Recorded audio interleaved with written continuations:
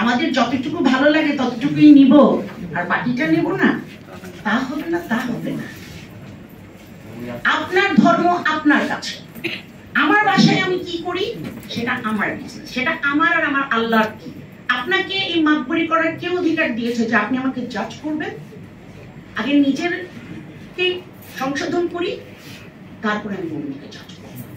Just because একটা মানুষ নন মুসলিম, এই কারণে তার কোনো অধিকার থাকবে না এই দেশে। এটা সমস্যা হচ্ছে কি, আমরা আসলে সার্টিফিকেট নেই, লেখাপড়া শিখিয়ে, যেটার জন্য আমি একজন শিক্ষক হিসাবে লেখাপড়া করাই, শিক্ষকতা করাই আলোকিত মানুষ তৈরি করার জন্য, কাগজের সার্টিফিকেট দেওয়ার জন্য না। কিন্তু এই দেশে পিএইচডি করার পরেও মানুষ কাগজের সার্টিফিকেটধারী হয়। তারা ধর্ম নিরপেক্ষতার সাথে ধর্মহীনতা গুলিয়ে ফেলে। এরা কিন্তু সমর্থক নয়। আমরা খুব পছন্দ করি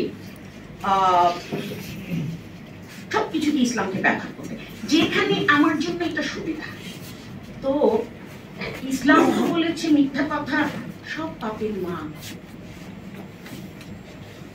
আমি গর্ব করে বলি যে আমি মিথ্যা কথা বলি না। আমার বছরের কোটা 10টা, 6 থেকে 7টা বলি ছাত্রদের রেফারেন্স লেটার লেখার জন্য, রিকমেন্ডেশন লেখার যে মোস্ট অলসটাকেও বলি হার্ডওয়ার্কিং, কারণ এখানে তার জীবন জীবিকা নির্ভরশীল। আর বাকি 2-3টা বলি যেখানে আমি সত্যি বললে অনেকের পেছনের অনেক বড়